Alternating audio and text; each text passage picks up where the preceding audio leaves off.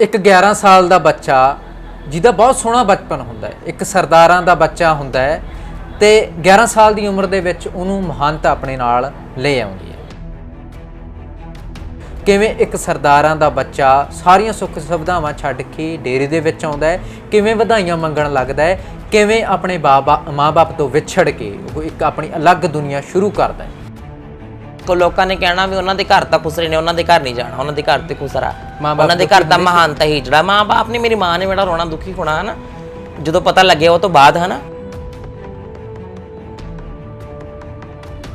ਪਰਿਵਾਰ ਜਦੋਂ ਮੈਕਸਿਮਮ ਮੈਂ 10-11 ਸਾਲ ਦੀ ਸੀ ਤੇ ਕੁਛ ਇਦਾਂ ਦਾ ਮਤਲਬ ਹੋ ਗਿਆ ਕੋਇਨਸੀਡੈਂਸ, ਮੇਰੇ ਨਾਲ ਦੇ ਬੱਚਿਆਂ ਨੇ ਆਪਣੇ ਘਰ ਦੱਸਤਾ ਤੇ ਉਦਾਂ ਹੀ ਗੱਲ ਵੱਧਦੀ ਗਈ ਤੇ ਫਿਰ ਮੈਨੂੰ ਮੇਰੇ ਘਰੋਂ ਮਹੰਤ ਸਾਡੀ ਜਿਹੜੀ ਕੈਟਾਗਰੀ ਦੇ ਇਨਸੀਡੈਂਟ ਕੀ ਹੋਇਆ ਸੀ ਦੱਸ ਸਕਦੇ ਹੋ? ਇਨਸੀਡੈਂਟਸ ਜਿੱਦਾਂ ਆਪਾਂ ਨਾਰਮਲ ਕੁੜੀਆਂ ਮੁੰਡਿਆਂ ਨਾਲ ਪੜ੍ਹਦੇ ਆ ਸਕੂਲ ਦੇ ਵਿੱਚ, ਹਨਾ, ਬੱਚੇ ਹੁੰਨੇ ਆ ਤਾਂ ਮੇ ਵੀ ਜਿੱਦਾਂ ਕਈ ਵਾਰੀ ਕੁੜੀਆਂ ਵਾਸ਼ਰੂਮ ਚਲੀ ਜਾਂਦੀਆਂ ਨੇ ਜਾਂ ਫਿਰ ਆਪਾਂ ਗੱਲਾਂ ਕਰਦੀਆਂ ਕੁੜੀਆਂ ਆਪਸ ਦੇ ਵਿੱਚ, ਹਨਾ, ਤਾਂ ਮੈਨੂੰ ਲੱਗਿਆ ਮੇ ਵੀ 10-11 ਸਾਲ ਦੀ ਸੀ, ਮੈਨੂੰ ਲੱਗਿਆ ਵੀ ਮੇਰੇ ਵਿੱਚ ਇਹ ਚੀਜ਼ ਕਿਉਂ ਨਹੀਂ ਆ ਜੋ ਇਹਨਾਂ ਬੱਚਿਆਂ ਵਿੱਚ ਹੈਗਾ, ਹਨਾ। ਸੋ ਉੱਥੋਂ ਗੱਲ ਲੱਗੀ ਮੈਨੂੰ ਵੀ ਮੇਰੇ ਵਿੱਚ ਸ਼ਾਇਦ ਕੁਝ ਕਮੀ ਆ, ਤਾਂ ਮੈਂ ਉਹਨਾਂ ਨਾਲ ਕੁੜੀਆਂ ਨਾਲ ਸ਼ੇਅਰ ਕਰ ਬੈਠੀ ਜਿੱਥੋਂ ਇਹ ਗੱਲ ਲੀਕ ਆਊਟ ਹੋ ਗਈ। ਓਕੇ, ਜਦੋਂ ਮਾਂ ਕੋਲੋਂ ਇੱਕ ਧੀ ਵਿਛੜੀ, ਹੈਨਾ, ਕਿਵੇਂ ਦਾ ਲੱਗਿਆ ਸੀ? ਮਾਤਾ ਦਾ ਕੀ ਐਕਸਪੀਰੀਅੰਸ ਸੀ ਤੁਹਾਡੇ ਦਾ?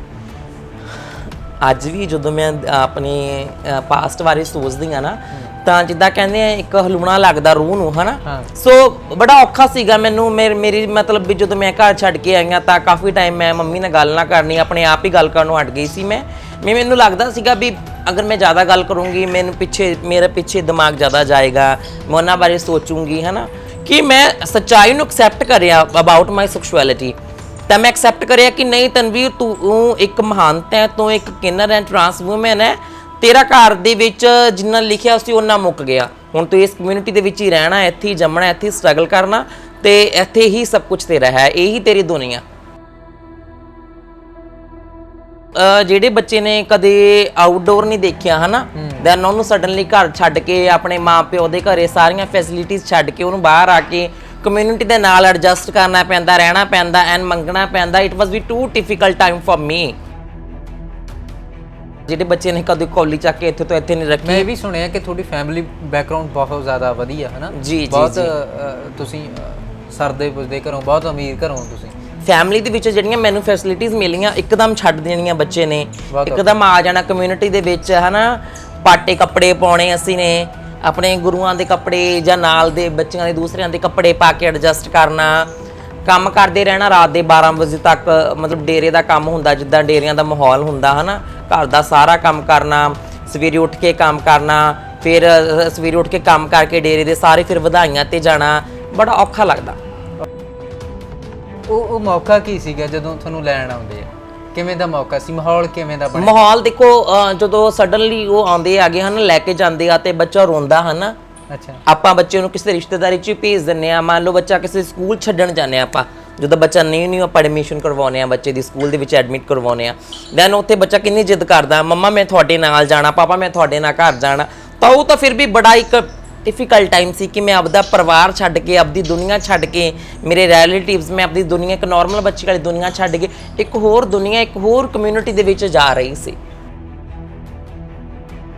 ਕੁਆਲੀਫਿਕੇਸ਼ਨ ਕੀ ਹੈ ਤੁਹਾਡੀ? ਆਮ ਅ ਗ੍ਰੈਜੂਏਟ, ਉਹਦਾ ਮੈਂ ਫੈਸ਼ਨ ਡਿਜ਼ਾਈਨਿੰਗ ਕੀਤੀ ਹੋਈ ਆ ਤੇ ਲੈਕਮੇ VLCC ਤੋਂ ਮੇਕਅਪ ਦਾ ਵੀ ਕੀਤਾ ਹੋਇਆ ਮੈਂ। ਅੱਛਾ ਜੀ। ਤੇ ਕਮਿਊਨਿਟੀ 'ਚ ਪੜ੍ਹਨ ਦੀ ਪਰਮਿਸ਼ਨ ਨਹੀਂ ਸੀ ਕਿਉਂਕਿ ਮੇਰੀ ਕਮਿਊਨਿਟੀ ਦੇ ਲੋਕ ਕਹਿੰਦੇ ਸੀਗੇ ਵੀ ਤੁਸੀਂ ਆਪਣਾ ਪੜ੍ਹ ਕੇ ਕੀ ਕਰੋਗੇ, ਤੁਸੀਂ ਵਧਾਈਆਂ ਹੀ ਮੰਗਣੀਆਂ ਨੇ, ਹਨਾ। ਸੋ ਮੈਨੂੰ ਉਹਨਾਂ ਨੇ ਹਮੇਸ਼ਾ ਇੱਕ ਗੱਲ ਸਿਖਾਈ ਜਾਂਦੀ ਸੀ ਕਿ ਬੇਟਾ ਵੀ ਆਪਾਂ ਮੰਗਣ ਖਾਣ ਵਾਲੇ ਲੋਕ ਆ, ਆਪਣੇ ਲਈ ਪੜ੍ਹਾਈ, ਆਪਣੇ ਲਈ ਇਹ ਚੀਜ਼ਾਂ ਨਹੀਂ ਬਣੀਆਂ ਹੋਈਆਂ। ਅੱਛਾ। ਸੋ ਫਿਰ ਵੀ ਮੈਂ ਪੜ੍ਹੀ, ਮੈਂ ਪ੍ਰਾਈਵੇਟ ਆਪਣਾ ਪੜ੍ਹੀ ਹੈਗੀ ਆ, ਆਪਣੀ ਐਡਮਿਸ਼ਨ ਕਰਵਾਈ ਮੈਂ ਤੇ ਮੈਂ ਪੜ੍ਹਦੀ ਰਹੀ, ਨਾਲ ਮੈਂ ਪੜ੍ਹਦੀ ਵੀ ਰਹੀ, ਨਾਲ ਕਮਿਊਨਿਟੀ ਦੇ ਕੰਮ ਵੀ ਕਰਦੀ ਰਹੀ, ਕਮਿਊਨਿਟੀ ਦੇ ਵਿੱਚ ਵੀ ਰਹੀ। ਕਦੇ ਆਪਣੇ ਆਪ ਦੇ ਉੱਤੇ ਪਛਤਾਵਾ ਹੁੰਦਾ ਕਿ ਇੰਨਾ ਸੋਹਣਾ ਹੁਸਨ ਦਿੱਤਾ ਤੇ ਇੰਨਾ ਸੋਹਣਾ ਕੱਦ ਕਾਠ ਦਿੱਤਾ, ਹਨਾ, ਤੇ ਐਡਾ ਸੋਹਣਾ ਘਰ ਪਰਿਵਾਰ ਸੀ, ਸਾਰਾ ਕੁਝ ਛੱਡਣਾ ਪੈ ਗਿਆ ਸਿਰਫ ਔਰ ਸਿਰਫ ਇੱਕ ਕੁਦਰਤ ਦੇ ਨਿਯਮ ਕਰਕੇ? ਇਹ 'ਚ ਪਛਤਾਵੇ ਵਾਲੀ ਕੋਈ ਗੱਲ ਨਹੀਂ, ਸਗੋਂ ਮੈਂ ਤਾਂ ਇੱਕ ਬੜੀ ਲੱਕੀ ਸਮਝਦੀ ਹਾਂ ਆਪਣੇ ਆਪ ਨੂੰ ਕਿ ਗੁਰੂ ਰਾਮਦਾਸ ਮਹਾਰਾਜ ਨੇ, ਮਾਤਾ ਰਾਣੀ ਨੇ ਮੇਰੀ ਇੱਕ ਡਿਊਟੀ ਲਾਈ ਹੈ ਲੋਕਾਂ ਨੂੰ ਬਲੈਸਿੰਗਸ ਦੇਣ ਲਈ, ਵਿਸ਼ੇਸ ਦੇਣ ਲਈ।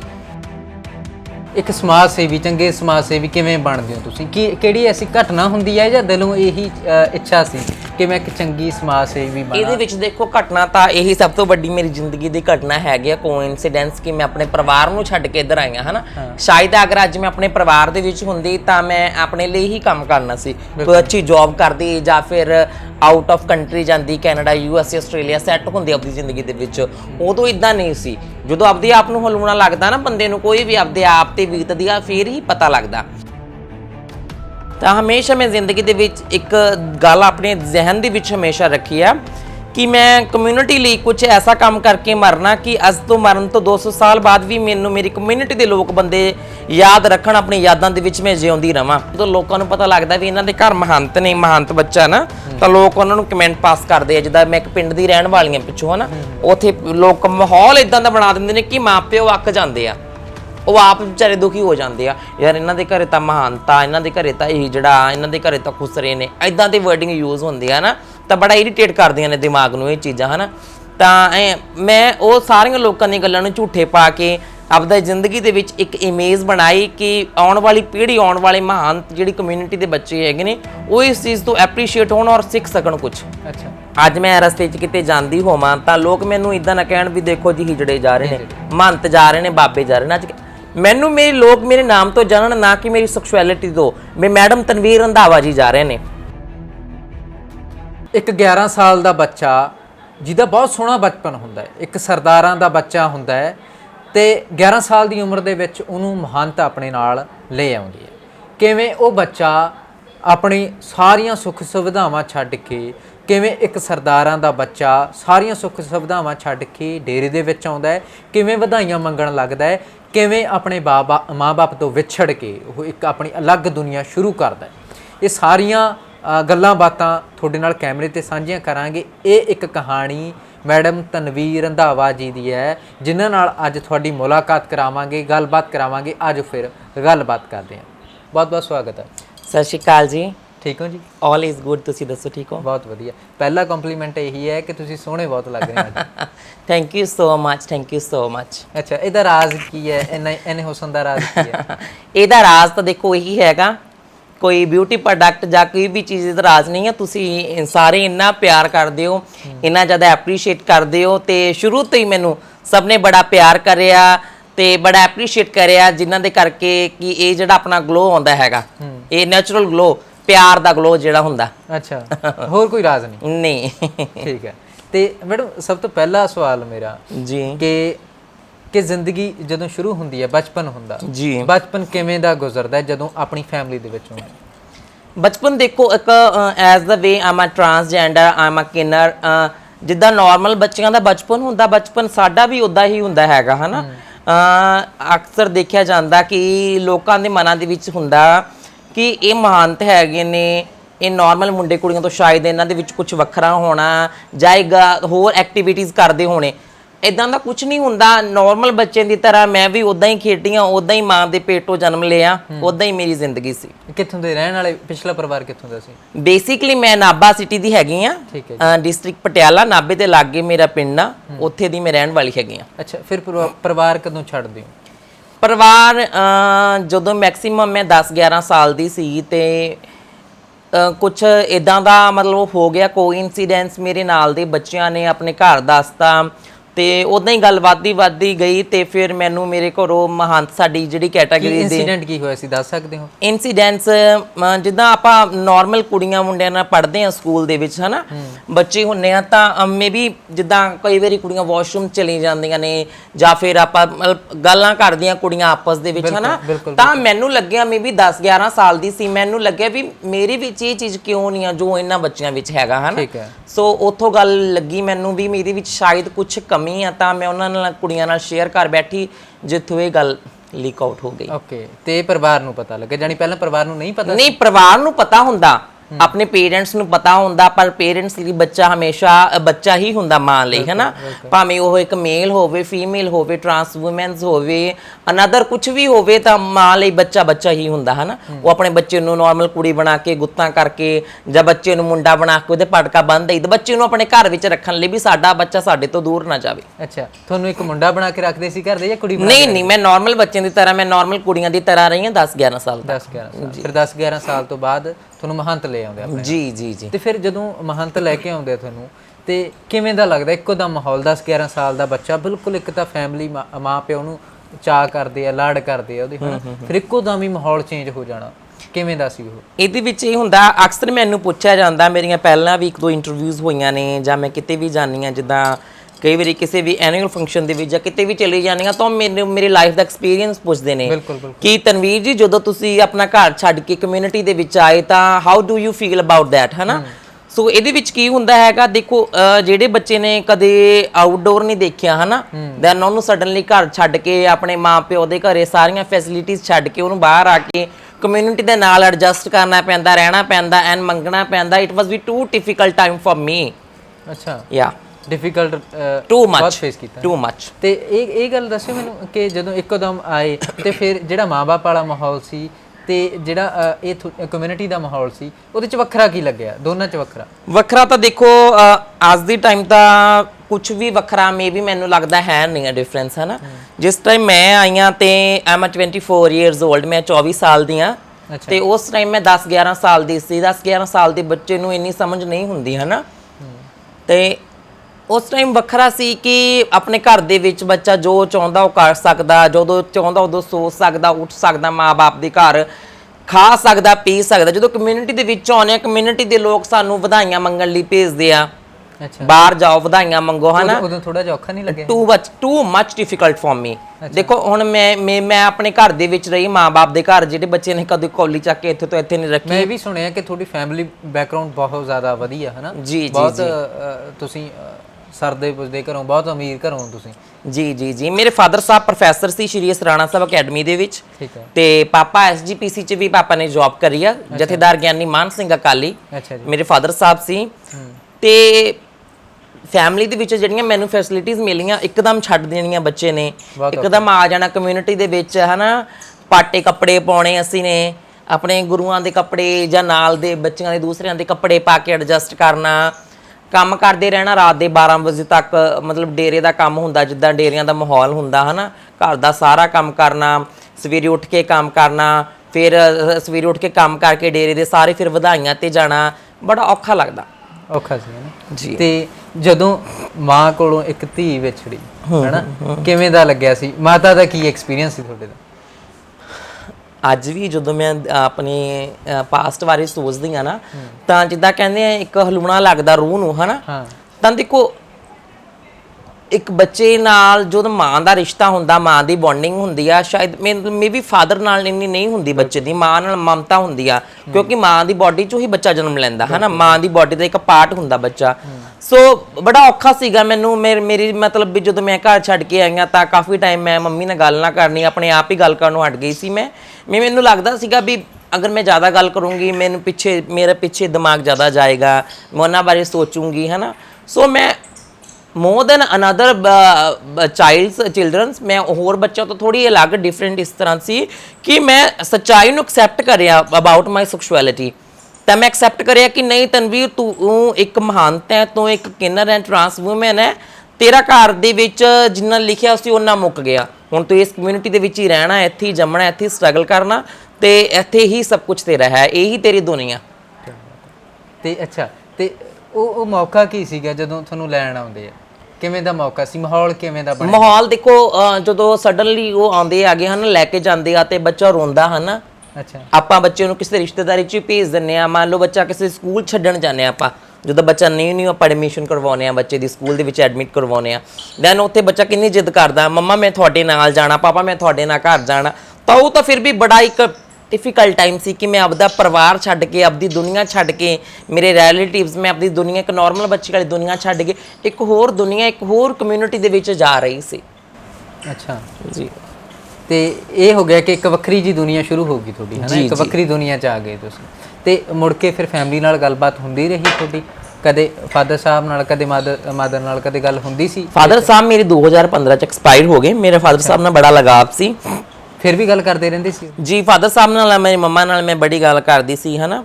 ਤੇ ਮੇਰੇ ਫਾਦਰ ਸਾਹਿਬ ਹਮੇਸ਼ਾ ਮੈਨੂੰ ਇੱਕ ਗੱਲ ਜ਼ਿੰਦਗੀ ਦੇ ਵਿੱਚ ਸਿਖਾ ਕੇ ਗਏ ਨੇ ਕਿ ਪੁੱਤ, ਸਭ ਤੋਂ ਬਲਵਾਨ ਸਮਾਂ ਹੁੰਦਾ। ਬਿਲਕੁਲ। ਜਿਹੜਾ ਇਨਸਾਨ ਸਮੇਂ ਨਾਲ ਲੜ ਪਿਆ ਤਾਂ ਸਮੇਂ ਤੋਂ ਜਿੱਤ ਗਿਆ, ਉਹ ਹਰ ਕਿਸੇ ਤੇ ਜਿੱਤ ਪਾ ਸਕਦਾ। ਬਿਲਕੁਲ। ਤਾਂ ਮੈਂ ਸਭ ਤੋਂ ਪਹਿਲਾਂ ਆਪਣੀ ਪੜ੍ਹਾਈ ਕੰਪਲੀਟ ਕਰਨ ਬਾਰੇ ਸੋਚਿਆ। ਕੁਆਲੀਫਿਕੇਸ਼ਨ ਕੀ ਹੈ ਤੁਹਾਡੀ? ਆਮ ਅ ਗ੍ਰੈਜੂਏਟ। ਉਹਦਾ ਮੈਂ ਫੈਸ਼ਨ ਡਿਜ਼ਾਈਨਿੰਗ ਕੀਤੀ ਹੋਈ ਆ। ਠੀਕ ਹੈ। ਤੇ ਲੈਕਮੇ VLCC ਤੋਂ ਮੇਕਅਪ ਦਾ ਵੀ ਕੀਤਾ ਹੋਇਆ ਮੈਂ। ਅੱਛਾ ਜੀ। ਤੇ ਕਮਿਊਨਿਟੀ 'ਚ ਪੜ੍ਹਨ ਦੀ ਪਰਮਿਸ਼ਨ ਨਹੀਂ ਸੀ, ਕਿਉਂਕਿ ਮੇਰੀ ਕਮਿਊਨਿਟੀ ਦੇ ਲੋਕ ਕਹਿੰਦੇ ਸੀਗੇ ਵੀ ਤੁਸੀਂ ਆਪਣਾ ਪੜ੍ਹ ਕੇ ਕੀ ਕਰੋਗੇ, ਤੁਸੀਂ ਵਧਾਈਆਂ ਹੀ ਮੰਗਣੀਆਂ ਨੇ, ਹਨਾ। ਸੋ ਮੈਨੂੰ ਉਹਨਾਂ ਨੇ ਹਮੇਸ਼ਾ ਇੱਕ ਗੱਲ ਸਿਖਾਈ ਜਾਂਦੀ ਸੀ ਕਿ ਬੇਟਾ ਵੀ ਆਪਾਂ ਮੰਗਣ ਖਾਣ ਵਾਲੇ ਲੋਕ ਆ, ਆਪਣੇ ਲਈ ਪੜ੍ਹਾਈ, ਆਪਣੇ ਲਈ ਇਹ ਚੀਜ਼ਾਂ ਨਹੀਂ ਬਣੀਆਂ ਹੋਈਆਂ। ਅੱਛਾ। ਸੋ ਫਿਰ ਵੀ ਮੈਂ ਪੜ੍ਹੀ, ਮੈਂ ਪ੍ਰਾਈਵੇਟ ਆਪਣਾ ਪੜ੍ਹੀ ਹੈਗੀ ਆ, ਆਪਣੀ ਐਡਮਿਸ਼ਨ ਕਰਵਾਈ ਮੈਂ। ਤੇ ਮੈਂ ਪੜ੍ਹਦੀ ਰਹੀ, ਨਾਲ ਮੈਂ ਪੜ੍ਹਦੀ ਵੀ ਰਹੀ, ਨਾਲ ਕਮਿਊਨਿਟੀ ਦੇ ਕੰਮ ਵੀ ਕਰਦੀ ਰਹੀ, ਕਮਿਊਨਿਟੀ ਦੇ ਵਿੱਚ ਵੀ ਰਹੀ। ਅੱਛਾ ਜੀ। ਕਦੇ ਆਪਣੇ ਆਪ ਦੇ ਉੱਤੇ ਪਛਤਾਵਾ ਹੁੰਦਾ ਕਿ ਇੰਨਾ ਸੋਹਣਾ ਹੁਸਨ ਦਿੱਤਾ ਤੇ ਇੰਨਾ ਸੋਹਣਾ ਕੱਦ ਕਾਠ ਦਿੱਤਾ, ਹਨਾ, ਤੇ ਐਡਾ ਸੋਹਣਾ ਘਰ ਪਰਿਵਾਰ ਸੀ, ਸਾਰਾ ਕੁਝ ਛੱਡਣਾ ਪੈ ਗਿਆ ਸਿਰਫ ਔਰ ਸਿਰਫ ਇੱਕ ਕੁਦਰਤ ਦੇ ਨਿਯਮ ਕਰਕੇ?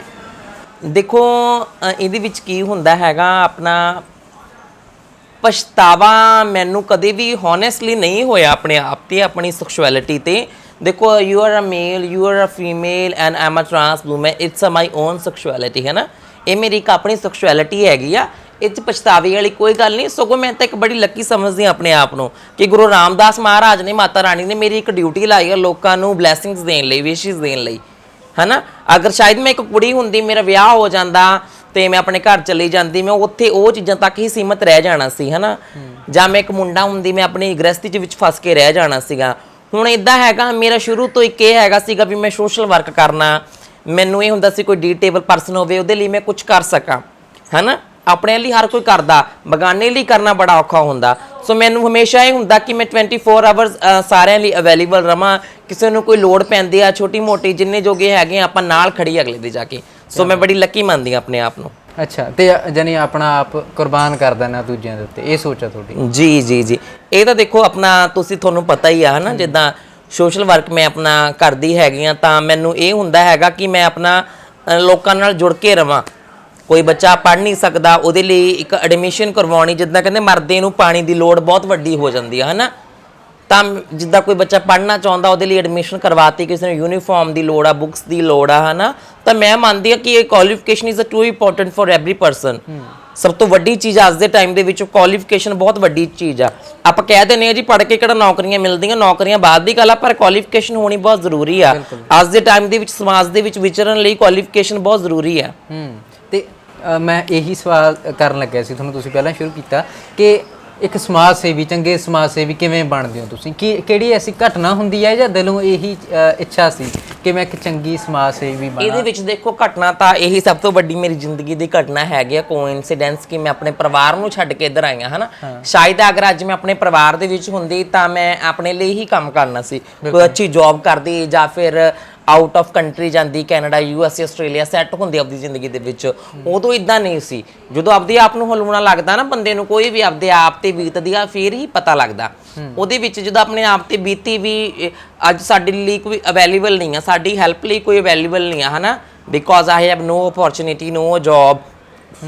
ਜੌਬ ਬਹੁਤ ਜ਼ਰੂਰੀ ਆ। ਆਪਣਾ ਫਾਈਨੈਂਸ਼ਲੀ ਸਟਰੋਂਗ ਹੋਣਾ ਬੰਦੇ ਲਈ ਬਹੁਤ ਜ਼ਰੂਰੀ ਆ, ਹਨਾ। ਸੋ ਅੱਜ ਕਿਸੇ ਦੀ ਹੈਲਪ ਕਰਾਂਗੇ, ਜਿਹੜੇ ਮੇਰੇ ਵਰਗੇ ਬੱਚੇ ਨੇ, ਹਨਾ। ਜ਼ਰੂਰੀ ਨਹੀਂ ਵੀ ਮਹਾਨਤੀ, ਮੁੰਡੇ ਕੁੜੀਆਂ ਵਿਚਾਰੇ ਗਰੀਬ ਨੇ, ਜਿਹੜੇ ਪੜ੍ਹਨ ਦੀ ਅੰਦਰ ਆਪਦੇ ਰੱਖਦੇ ਹੈਗੇ, ਹਨਾ। ਤੇ ਉਹਨਾਂ ਲਈ ਆਪਾਂ ਖੜਦੇ ਆ ਤਾਂ ਬੜਾ ਫੀਲ ਹੁੰਦਾ ਕਿ ਅਗਰ ਸਾਡੇ ਲਈ ਕੋਈ ਨਹੀਂ ਖੜਿਆ, ਅਗਰ ਇਹਨਾਂ ਲਈ ਖੜ ਜਾਾਂਗੇ ਤਾਂ ਰੱਬ ਹੋਰ ਜ਼ਿੰਦਗੀ ਦੇ ਵਿੱਚ ਖੁਸ਼ੀਆਂ ਦਊਗਾ, ਆਪਾਂ ਨੂੰ ਵੀ ਦਊਗਾ, ਉਹਨਾਂ ਨੂੰ ਵੀ ਦਊਗਾ, ਹਨਾ। ਅੱਛਾ ਜੀ, ਇਸ ਕਰਕੇ ਮੈਨੂੰ ਉਹ ਜ਼ਿੰਦਗੀ ਦਾ ਸਭ ਤੋਂ ਵੱਡਾ ਕੋਇਨਸੀਡੈਂਸ ਮੰਨਦੀ ਆ ਕਿ ਜਦੋਂ ਮੈਨੂੰ ਮੇਰੇ ਘਰ ਛੱਡਣਾ ਪਿਆ, ਪਰਿਵਾਰ ਛੱਡਣਾ ਪਿਆ। ਸਭ ਤੋਂ ਵੱਡੀ ਘਟਨਾ ਉਹੀ ਮੰਨਦੇ ਜੀ। ਅੱਛਾ, ਇੱਕ ਮੇਰਾ ਸਵਾਲ ਹੋਰ ਸੀ ਕਿ ਜਿਵੇਂ ਮਹੰਤਾਂ ਦੀ ਜ਼ਿੰਦਗੀ ਹੁੰਦੀ ਹੈ, ਕੋਈ ਅੱਗੇ ਨਹੀਂ ਹੁੰਦਾ, ਕੋਈ ਪਿੱਛੇ ਨਹੀਂ ਹੁੰਦਾ, ਕੋਈ ਇਹ ਵੀ ਨਹੀਂ ਹੁੰਦੀ ਆਸ ਕਿ ਸਾਡਾ ਆਪਣਾ ਬੱਚਾ ਹੋਊਗਾ, ਹਨਾ। ਤਾਂ ਇਹਦਾ ਕਾਰਨ ਇਹ ਵੀ ਮੰਨਦੇ ਹੋ ਕਿ ਸਾਰੀ ਜ਼ਿੰਦਗੀ ਤੁਸੀਂ ਦੂਜਿਆਂ ਦੇ ਉੱਤੇ ਨਿਸ਼ਾਵਰ ਕਰੋਗੇ ਆਪਣੇ? ਜੀ, ਬਿਲਕੁਲ ਸਹੀ ਤੁਸੀਂ ਕਿਹਾ ਹੈਗਾ। ਦੇਖੋ, ਪਰਸਨਲੀ ਮੈਂ ਆਪਣੇ ਬਾਰੇ ਦੱਸਦੀ ਹੈਗੀ ਆ ਵੀ ਬੀਇੰਗ ਅ ਮਹਾਨ, ਬੀਇੰਗ ਅ ਟਰਾਂਸ ਵੂਮਨ, ਦੇਖੋ ਸਾਡੀ ਜ਼ਿੰਦਗੀ ਇੱਕ ਇਦਾਂ ਦੀ ਜ਼ਿੰਦਗੀ ਹੁੰਦੀ ਆ, ਬੜੇ ਹੀ ਤਨਹਾ ਲੋਕਾਂ ਸੀ ਬਿਲਕੁਲ। ਅਸਲ ਦੇ ਵਿੱਚ ਸੱਚਾਈ ਮੈਂ ਤੁਹਾਨੂੰ ਦੱਸਦੀ ਆ, ਔਨ ਕੈਮਰਾ ਮੈਂ ਗੱਲ ਕਹਿਣੀ ਹੈਗੀ ਆ, ਬੜੇ ਤਨਹਾ ਲੋਕ ਹੁੰਨੇ ਆ ਅਸੀਂ, ਬੜੇ ਇਕੱਲੇ ਲੋਕ ਹੁੰਨੇ ਆ। ਤੁਸੀਂ ਮੰਨੋਗੇ ਮੈਂ ਹੁਣ ਤੱਕ ਜ਼ਿੰਦਗੀ ਦੇ ਵਿੱਚ ਪਿਆਰ ਤਾਂ ਬੜੇ ਕਰਦੇ ਨੇ, ਬੜੀ ਪਬਲਿਕ ਬੜਾ ਪਿਆਰ ਕਰਦੀ ਆ, ਐਪਰੀਸ਼ੀਏਟ ਕਰਦੀ ਆ, ਕਮਿਊਨਿਟੀ ਵਾਲੇ ਵੀ ਐਪਰੀਸ਼ੀਏਟ ਕਰਦੇ ਨੇ, ਸੋਸਾਇਟੀ ਬਹੁਤ ਜ਼ਿਆਦਾ ਪਿਆਰ ਕਰਦੀ ਆ। ਟੱਚਵੁੱਡ ਮੋਰ ਦੈਨ ਅਨਦਰ ਕਿੰਨਰ, ਮੈਂ ਬਹੁਤ ਲੱਕੀ ਮੰਨਦੀ ਆ ਆਪਣੇ ਆਪ ਨੂੰ ਕਿ ਮੈਨੂੰ ਬਹੁਤ ਜ਼ਿਆਦਾ ਪਿਆਰ ਮਿਲਦਾ, ਬਹੁਤ ਹੀ ਜ਼ਿਆਦਾ ਪਿਆਰ ਮਿਲਦਾ ਹਨ, ਸਤਿਕਾਰ ਮਿਲਦਾ। ਪਰ ਫਿਰ ਵੀ ਕਿਤੇ ਨਾ ਕਿਤੇ ਅਸੀਂ ਲੋਕ ਤਨਹਾ ਹੁੰਨੇ ਆ, ਇਕੱਲੇ ਹੁੰਨੇ ਆ, ਅਲੋਨ। ਬਿਲਕੁਲ ਜੀ। ਤੇ ਮੇਰਾ ਸਵਾਲ ਇਹ ਜਿਵੇਂ ਮੈਂ ਕੀਤਾ ਕਿ ਸਭ ਤੋਂ ਵੱਡਾ ਕਾਰਨ ਇਹ ਵੀ ਹੈ, ਇੱਕ ਕਾਰਨ ਇਹ ਵੀ ਹੈ ਕਿ ਤੁਸੀਂ ਕੋਈ ਜ਼ਮੀਨ ਨਹੀਂ ਹੁੰਦੀ, ਕੋਈ ਮੋਹ ਨਹੀਂ ਹੁੰਦਾ, ਕੋਈ ਪ੍ਰੇਮ ਨਹੀਂ ਹੁੰਦਾ, ਹਨਾ, ਕੋਈ ਅੱਗੇ ਦਾ ਨਹੀਂ ਸੋਚਣਾ ਹੁੰਦਾ, ਕੋਈ ਪਿੱਛੇ ਦਾ ਨਹੀਂ ਸੋਚਣਾ ਹੁੰਦਾ। ਤੇ ਫਿਰ ਹੁਣ ਇੱਕ ਅਗਲਾ ਪੁਆਇੰਟ ਇਹ ਹੈ ਕਿ ਤੁਹਾਡੇ 'ਚ ਖੂਬੀ ਇੰਨੀ ਨੇ, ਕਿਹਦੇ ਉੱਤੇ ਮੈਂ ਗੱਲਾਂ ਕਰਾਂ। ਤੇ ਅਗਲਾ ਸਵਾਲ ਇਹ ਹੈ ਕਿ ਫਿਰ ਪੋਲੀਟਿਕਸ ਦੇ ਵਿੱਚ ਕਿਵੇਂ ਆਉਂਦੇ ਹੋ? ਇੱਕੋ ਦਮ ਤਨਵੀਰ ਦਾ ਨਾਮ ਪੋਲੀਟਿਕਸ ਦੇ ਵਿੱਚ ਗੂੰਜਣ ਲੱਗ ਜਾਂਦਾ, ਤੇ ਇਹ ਪੋਲੀਟਿਕਸ ਨਾਲ ਇੱਕ ਅਸੀਂ ਕਹੀਏ ਤੁਹਾਡੀ ਕਮਿਊਨਿਟੀ ਦਾ ਸੰਬੰਧ ਹੋਣਾ ਬਹੁਤ ਇੱਕ ਵੱਖਰੀ ਜੀ ਗੱਲ ਆ। ਦੇਖੋ, ਮੈਂ ਜ਼ਿੰਦਗੀ ਦੇ ਵਿੱਚ ਜਦੋਂ ਸਟੱਡੀ ਆਪਣੀ ਸ਼ੁਰੂ ਕਰੀ ਆ ਕਮਿਊਨਿਟੀ ਦੇ ਵਿੱਚ ਆ ਕੇ, ਤਾਂ ਹਮੇਸ਼ਾ ਮੈਂ ਜ਼ਿੰਦਗੀ ਦੇ ਵਿੱਚ ਇੱਕ ਗੱਲ ਆਪਣੇ ਜ਼ਿਹਨ ਦੇ ਵਿੱਚ ਹਮੇਸ਼ਾ ਰੱਖੀ ਆ ਕਿ ਮੈਂ ਕਮਿਊਨਿਟੀ ਲਈ ਕੁਝ ਐਸਾ ਕੰਮ ਕਰਕੇ ਮਰਨਾ ਕਿ ਅੱਜ ਤੋਂ ਮਰਨ ਤੋਂ 200 ਸਾਲ ਬਾਅਦ ਵੀ ਮੈਨੂੰ ਮੇਰੀ ਕਮਿਊਨਿਟੀ ਦੇ ਲੋਕ ਬੰਦੇ ਯਾਦ ਰੱਖਣ, ਆਪਣੀ ਯਾਦਾਂ ਦੇ ਵਿੱਚ ਮੈਂ ਜਿਉਂਦੀ ਰਵਾਂ। ਅੱਛਾ। ਉਹ ਇਦਾਂ ਹੈਗਾ, ਦੇਖੋ ਕੀ ਕਰਾਂਗੇ ਅਸੀਂ, ਮਹੰਤ ਮੋਰ ਦੈਨ ਮਹੰਤ ਸਾਡੇ ਕੀ ਕਰਦੇ ਹੈਗੇ ਨੇ ਅਨਦਰ ਕਿਨਰਸ, ਉਹ ਵਧਾਈਆਂ ਮੰਗਦੇ ਨੇ, ਖਾਂਦੇ ਨੇ, ਪੀਂਦੇ ਨੇ, ਸੋ ਜਾਂਦੇ ਨੇ, ਹਨਾ, ਆਪਣੇ ਤੱਕ ਹੀ ਸੀਮਤ ਨੇ। ਅੱਜ ਤੋਂ 20 ਸਾਲ ਬਾਅਦ ਉਹ ਮਰ ਜਾਣਗੇ, ਉਹਨਾਂ ਦਾ ਨਾਮ ਨਹੀਂ ਚੱਲੇਗਾ, ਉਸ ਤਰ੍ਹਾਂ ਨਾਮ ਨਹੀਂ ਚੱਲੇਗਾ। ਕਿੰਨੇ ਕਿੰਨੇ ਆਪਣਾ ਮਹਾਨ ਲੋਕ ਹੋਏ ਨੇ ਜਿਨ੍ਹਾਂ ਨੇ ਲੋਕਾਂ ਲਈ ਕੰਮ ਕਰਿਆ, ਕਮਿਊਨਿਟੀ ਲਈ, ਸੁਸਾਇਟੀ ਲਈ ਕੰਮ ਕਰਕੇ ਮਰੇ ਨੇ, ਹਨਾ। ਸੋ ਇਹਦੇ ਵਿੱਚ ਇਹ ਹੈਗਾ ਕਿ ਮੈਨੂੰ ਹਮੇਸ਼ਾ ਇਹ ਲੱਗਦਾ ਹੁੰਦਾ ਸੀਗਾ ਕਿ ਮੈਂ ਜ਼ਿੰਦਗੀ ਦੇ ਵਿੱਚ, ਜਿੱਦਾਂ ਪੰਜਾਬੀ 'ਚ ਕਹਿੰਦੇ ਨੇ, ਦਬਣਾ ਨਹੀਂ ਆ ਕਦੇ ਕਿਸੇ ਚੀਜ਼ ਤੋਂ। ਹਰ ਚੀਜ਼ ਨੂੰ ਆਪਾਂ ਨੇ, ਆਪਣੇ ਹਰ ਮੁਕਾਮ ਨੂੰ, ਜਿਹੜੀ ਚੀਜ਼ ਸੋਚ ਲਈ ਤਾਂ ਪਾਉਣਾ ਹੀ ਪਾਉਣਾ, ਹਾਸਲ ਕਰਨਾ ਹੀ ਕਰਨਾ। ਠੀਕ ਹੈ। ਕਹਿੰਦੇ ਹਿੰਮਤ ਤੇ ਮਦਦਗਾਰ ਹੈ ਖੁਦਾ। ਅਗਰ ਹਿੰਮਤ ਕਰਦਾ ਇਨਸਾਨ ਤਾਂ ਹੀ ਪਰਮਾਤਮਾ ਆ ਕੇ ਹਰ ਕੰਮ ਦੇ ਵਿੱਚ ਸਹਾਈ ਹੁੰਦਾ। ਠੀਕ ਹੈ। ਇਸ ਪੋਲੀਟੀਕਲ ਲਾਈਨ ਦੇ ਵਿੱਚ ਕਿਵੇਂ ਆ? ਜੀ ਜੀ, ਇਸੇ ਕਰਕੇ ਮੈਂ ਆਪਣਾ ਹਮੇਸ਼ਾ ਹੀ ਹਰ ਐਕਟੀਵਿਟੀਜ਼ ਦੇ ਵਿੱਚ ਮੈਂ ਹਿੱਸਾ ਲੈਂਦੀ ਆ। ਮੈਨੂੰ ਬੜਾ ਚੰਗਾ ਲੱਗਦਾ ਘੁੰਮਣਾ ਫਿਰਨਾ, ਮਤਲਬ ਵੀ ਘੁੰਮਦੇ ਫਿਰਦੇ ਰਹੀਏ, ਕੰਮ ਕਰਦੇ ਰਹੀਏ, ਟਿਕ ਕੇ ਬੈਠਣਾ ਮੈਨੂੰ ਚੰਗਾ ਨਹੀਂ ਲੱਗਦਾ। ਅੱਛਾ। ਕੰਮ ਕਰਦੇ ਰਹੀਏ, ਕੋਈ ਸੋਸ਼ਲ ਵਰਕ ਕਰ ਲਿਆ। ਪਹਿਲਾਂ ਮੈਂ ਪਾਰਟੀਜ਼ ਦਾ ਨਾਮ ਨਹੀਂ ਲਵਾਂਗੀ ਔਨ ਕੈਮਰਾ, ਹਨਾ। ਮੈਂ ਕਿਸੇ ਪਾਰਟੀ ਦੇ ਵਿੱਚ ਡਿਸਟ੍ਰਿਕਟ ਪ੍ਰੈਜ਼ੀਡੈਂਟ ਸੀਗੀ। ਅੱਛਾ। ਪ੍ਰੈਜ਼ੀਡੈਂਟ ਸੀਗੀ, ਵਾਈਸ ਪ੍ਰੈਜ਼ੀਡੈਂਟ ਸੀਗੀ ਪਹਿਲਾਂ ਮੈਂ, ਤੇ ਫਿਰ ਮੈਨੂੰ ਕਿਸੇ ਰੀਜ਼ਨ ਕਰਕੇ ਮੈਂ, ਚਲੋ ਤੁਹਾਨੂੰ ਪਤਾ ਹੀ ਆ, ਫਿਰ ਮੈਂ ਆਮ ਆਦਮੀ ਪਾਰਟੀ ਦੇ ਵਿੱਚ ਆ ਗਈ ਸੀ। ਤੇ ਜਿਹੜੀ ਹੋਰ ਬੁਲੰਦੀਆਂ ਨੂੰ ਛੂਹਣ ਦੀਆਂ ਆਸਾਂ ਰੱਖਦੇ ਹੋ ਜਾਂ ਛੂ ਸਕਦੇ ਹੋ? ਜੀ, ਮੈਂ ਤਾਂ ਹਰ ਬੱਚੇ ਨੂੰ ਐਪਰੀਸ਼ੀਏਟ ਕਰਦੀ ਹਾਂ ਔਨ ਕੈਮਰਾ, ਹਰ ਮੁੰਡੇ ਕੁੜੀ ਨੂੰ, ਹਰ ਮਹੰਤ ਨੂੰ। ਕੋਈ ਵੀ ਬੱਚਾ, ਕੋਈ ਵੀ ਉਹਦੀ ਸੈਕਸ਼ੁਅਲਿਟੀ ਜਾਂ ਸੈਕਸ਼ੁਅਲਿਟੀ ਮੈਂਸ਼ਨ ਨਹੀਂ ਕਰਦੀ। ਇਨਸਾਨ ਦੇ ਅੰਦਰ ਕੈਪੇਬਿਲਿਟੀ ਹੋਣੀ ਚਾਹੀਦੀ ਹੈ। ਬਿਲਕੁਲ। ਅਗਰ ਤੁਹਾਡੇ ਅੰਦਰ ਕੈਪੇਬਿਲਿਟੀ ਹੈ ਨਾ, ਤੁਸੀਂ ਜਿਹੜੀ ਵੀ ਚੀਜ਼ ਕਰਨਾ ਚਾਹੁੰਦੇ ਹੋ ਤਾਂ ਪ੍ਰਮਾਤਮਾ ਆ ਕੇ ਆਪ ਸਹਾਈ ਹੋਗਾ। ਤਾਂ ਫਸਟ ਆਫ ਆਲ ਤੁਸੀਂ ਆਪ ਇੱਕ ਸਟੈਪ ਚੱਕਣਾ ਤਾਂ ਪ੍ਰਮਾਤਮਾ 2 ਸਟੈਪ ਆਪ ਚੱਕਵਾਊਗਾ। ਬਿਲਕੁਲ ਸਹੀ ਗੱਲ ਜੀ। ਤੇ ਮੇਰਾ ਸਵਾਲ ਇਹ ਕਿ ਇੱਕ ਇਹ ਗੱਲ ਕਹਿੰਦੇ ਹੁੰਦੇ, ਤੁਹਾਡੀ ਦੁਆ ਬਹੁਤ ਛੇਤੀ ਲੱਗਦੀ ਹੁੰਦੀ ਹੈ, ਐਨੀ ਕਿਵੇਂ ਰੱਬ ਨਾਲ ਨੇੜਤਾ ਬਣ ਜਾਂਦੀ ਹੈ ਤੁਹਾਡੀ? ਦੇਖੋ, ਇੱਕ ਇਹਦੇ ਵਿੱਚ ਇਹ ਹੈਗਾ, ਰੱਬ ਨਾਲ ਨੇੜਤਾ ਦਾ ਮੁੰਡੇ ਕੁੜੀਆਂ ਦੀ ਵੀ ਬਣ ਸਕਦੀ ਹੈ, ਹਰ ਕਿਸੇ ਦੀ ਬਣ ਸਕਦੀ ਆ। ਰੱਬ ਨਾਲ ਨੇੜਤਾ ਬਣਾਉਣ ਲਈ ਜਿੱਦਾਂ ਕਹਿੰਦੇ ਨਹੀਂ ਹੁੰਦੇ, ਅਗਰ ਰੱਬ ਨੂੰ ਪਾਉਣਾ ਜ਼ਰੂਰੀ ਨਹੀਂ ਆ ਵੀ ਆਪਾਂ 24 ਘੰਟੇ ਕੋਈ ਪਾਠ ਪੂਜਾ ਕਰੀ ਜਾਵਾਂਗੇ ਜਾਂ 24 ਘੰਟੇ ਆਪਾਂ ਕੁਰਾਨ ਪੜ੍ਹੀ ਜਾਵਾਂਗੇ, ਬਾਣੀ ਪੜ੍ਹੀ ਜਾਵਾਂਗੇ, ਇਦਾਂ ਨਹੀਂ ਹੁੰਦਾ। ਅਗਰ ਰੱਬ ਪਾਉਣਾ ਨਾ, ਜਿੱਦਾਂ ਧੰਨੇ ਭਗਤ ਨੇ ਪੱਥਰ 'ਚ ਰੱਬ ਪਾ ਲਿਆ ਸੀ, ਹਨਾ। ਅਗਰ ਰੱਬ ਪਾਉਣਾ ਤਾਂ ਧਿਆਨ ਦੇ ਨਾਲ, ਧਿਆਨ ਦੇ ਵਿੱਚ ਹੀ ਅਕਾਲ ਪੁਰਖ ਹੈ, ਮਨ ਤੂੰ ਜੋਤ ਸਰੂਪ ਹੈ, ਹਨਾ। ਜਿੱਦਾਂ ਮਹਾਰਾਜ ਦੀ ਗੁਰਬਾਣੀ 'ਚ ਪਰਮਾਤਮਾ ਹਮੇਸ਼ਾ ਇਨਸਾਨ ਦੇ ਅੰਦਰ ਹੀ ਹੁੰਦਾ। ਤਾਂ ਮਹਾਨਤਾਂ ਦੀ ਦੁਆ ਇਸ ਕਰਕੇ ਲੱਗਦੀ ਹੈ, ਬਲੈਸਿੰਗਸ, ਹਨਾ। ਜਿੱਦਾਂ ਵੀ ਮਹਾਨਤਾ ਇੱਕ ਨਿਰਵੰਸ਼ੀ ਇਨਸਾਨ ਨੇ, ਠੀਕ ਹੈ, ਹਨਾ। ਇਹ ਮਤਲਬ ਇੱਕ ਥਰਡ ਜੈਂਡਰ ਨੇਗੇ, ਇਹ ਨਿਰਵੰਸ਼ੀ ਇਨਸਾਨ ਨੇ, ਪਵਿੱਤਰ ਜੀਵਨ ਹੁੰਦਾ, ਬੱਚੇ ਨਹੀਂ ਹੁੰਦੇ, ਕੋਈ ਲਾਈਫ ਪਾਰਟਨਰ ਨਹੀਂ ਹੁੰਦਾ, ਮੇਲ ਫੀਮੇਲ ਕੋਈ ਲਾਈਫ ਪਾਰਟਨਰ ਨਹੀਂ ਹੁੰਦਾ ਇਹਨਾਂ ਦੇ ਨਾਲ, ਹਨਾ। ਮੋਸਟਲੀ ਮਹੰਤ ਵਿਚਾਰੇ ਇਕੱਲੇ ਹੁੰਦੇ ਨੇ। ਉਹ ਰੱਬ, ਮਤਲਬ ਰੱਬ ਵੈਸੇ ਇੱਕ ਫਕੀਰ ਦੀ, ਜਦੋਂ ਕੋਈ ਕਹਿੰਦੇ ਆਪਾਂ ਪਿੰਡ ਦੇ ਵਿੱਚ ਕੋਈ ਤੁਰਿਆ ਫਿਰਦਾ ਹੁੰਦਾ ਵਿਚਾਰਾ ਥੋੜਾ ਜਿਹਾ ਕੋਈ ਭੋਲਾ, ਆਪਾਂ ਕਹਿ ਦਿੰਦੇ ਆ ਯਾਰ ਇਹਨੂੰ ਨਾ ਛੇੜੋ, ਦਰਵੇਸ਼ ਬੰਦਾ, ਹਨਾ। ਉਦਾਂ ਹੀ ਦਰਵੇਸ਼ ਦੀ ਰੱਬ ਪਰਮਾਤਮਾ ਆਪ ਸੁਣਦਾ, ਕਾਲਪੁਰਖ ਵਾਹਿਗੁਰੂ ਆ ਕੇ। ਅੱਛਾ, ਹਨਾ। ਆਪਾਂ ਇਤਿਹਾਸ ਦੇ ਵਿੱਚ ਵੀ ਪੜ੍ਹਦੇ ਹਾਂ, ਬਹੁਤ ਜਗ੍ਹਾ ਮਹੰਤਾਂ ਦਾ ਵਰਣਨ ਆਉਂਦਾ, ਕਈ ਜਗ੍ਹਾ ਮਹੰਤਾਂ ਬਾਰੇ ਹਿਸਟਰੀ ਦੇ ਵਿੱਚ ਲਿਖਿਆ ਹੋਇਆ, ਪੜ੍ਹਦੇ ਨੇ ਅੱਜ ਕੱਲ੍ਹ ਦੇ ਬੱਚੇ, ਪਤਾ ਹੀ ਆ। ਸੋ ਇਸ ਕਰਕੇ।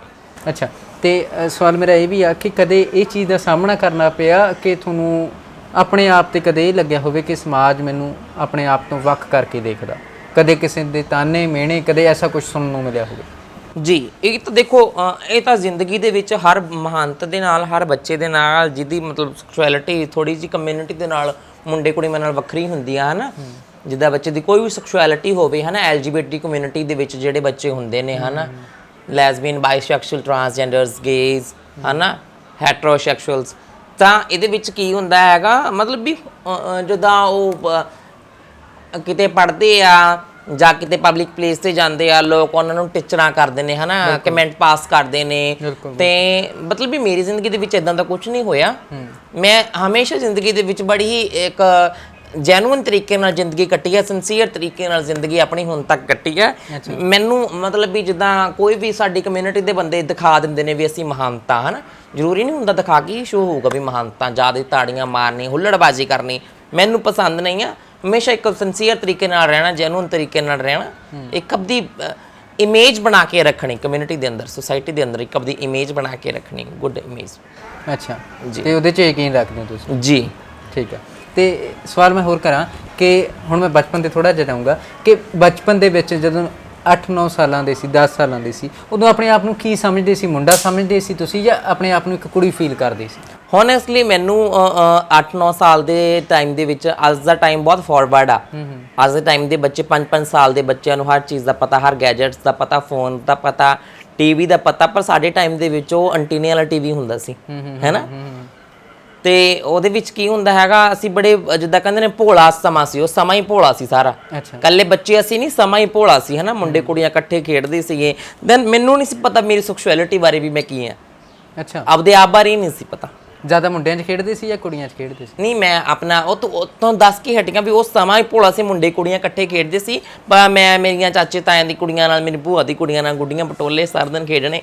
ਅੱਛਾ, ਕਦੇ ਹੁਣ ਗੱਲਬਾਤ ਹੋ ਜਾਂਦੀ ਹੈ ਚਾਚੇ ਮਾਮੇ ਤਾਇਆ ਜਾਂ ਭੂਆ ਦੇ ਮੁੰਡਿਆਂ ਨਾਲ, ਬੱਚਿਆਂ ਨਾਲ? ਜੀ ਜੀ ਜੀ, ਮੈਂ ਆਪਣੀ ਫੈਮਿਲੀ ਦੇ ਟੱਚ 'ਚ ਹੈਗੀ ਆ। ਮੈਂ ਸਾਰੇ ਰਿਲੇਟਿਵਸ ਕੋਲ ਜਾਂਦੀ ਹਾਂ, ਉਹ ਮੇਰੇ ਕੋਲੇ ਆਉਂਦੇ ਜਾਂਦੇ ਨੇ, ਬੜਾ ਪਿਆਰ ਕਰਦੇ ਨੇ, ਬੜਾ ਹੀ ਐਪਰੀਸ਼ੀਏਟ ਕਰਦੇ ਨੇ, ਬੜਾ ਹੀ ਮੇਰੇ ਤੇ ਪ੍ਰਾਊਡ ਫੀਲ ਕਰਦੇ ਨੇ ਕਿ ਮੈਂ ਆਪਣਾ ਕੀ ਕਹਿੰਦੇ ਹੈਗੇ ਨੇ, ਸ਼ੁਰੂ ਦੇ ਵਿੱਚ ਕੁਝ ਰਿਲੇਟਿਵਸ, ਕੁਝ ਲੋਕ ਜਿਹੜੇ ਨਾਲ ਜੁੜੇ ਹੁੰਦੇ ਨੇ, ਆਪਣੇ ਮਾਪਿਆਂ ਨੂੰ ਬਹੁਤ ਝੱਲਣਾ ਪੈਂਦਾ ਲੋਕਾਂ ਦੀਆਂ ਗੱਲਾਂ। ਕੀ ਝੱਲਣਾ ਪਿਆ? ਉਹਨਾਂ ਦੇ ਵਿੱਚ ਇਹ ਹੁੰਦਾ ਹੈਗਾ, ਜਦੋਂ ਲੋਕਾਂ ਨੂੰ ਪਤਾ ਲੱਗਦਾ ਵੀ ਇਹਨਾਂ ਦੇ ਘਰ ਮਹੰਤ ਨੇ, ਮਹੰਤ ਬੱਚਾ ਨਾ, ਤਾਂ ਲੋਕ ਉਹਨਾਂ ਨੂੰ ਕਮੈਂਟ ਪਾਸ ਕਰਦੇ ਆ। ਜਿੱਦਾਂ ਮੈਂ ਇੱਕ ਪਿੰਡ ਦੀ ਰਹਿਣ ਵਾਲੀਆਂ ਪਿੱਛੋਂ, ਹਨਾ, ਉੱਥੇ ਲੋਕ ਮਾਹੌਲ ਇਦਾਂ ਦਾ ਬਣਾ ਦਿੰਦੇ ਨੇ ਕਿ ਮਾਪਿਓ ਅੱਕ ਜਾਂਦੇ ਆ, ਉਹ ਆਪ ਵਿਚਾਰੇ ਦੁਖੀ ਹੋ ਜਾਂਦੇ ਆ, ਯਾਰ ਇਹਨਾਂ ਦੇ ਘਰੇ ਤਾਂ ਮਹਾਨਤਾ, ਇਹਨਾਂ ਦੇ ਘਰੇ ਤਾਂ ਇਹ ਜਿਹੜਾ, ਇਹਨਾਂ ਦੇ ਘਰੇ ਤਾਂ ਖੁਸਰੇ ਨੇ, ਇਦਾਂ ਦੀ ਵਰਡਿੰਗ ਯੂਜ਼ ਹੁੰਦੀ ਆ ਨਾ, ਤਾਂ ਬੜਾ ਇਰੀਟੇਟ ਕਰਦੀਆਂ ਨੇ ਦਿਮਾਗ ਨੂੰ ਇਹ ਚੀਜ਼ਾਂ, ਹਨਾ।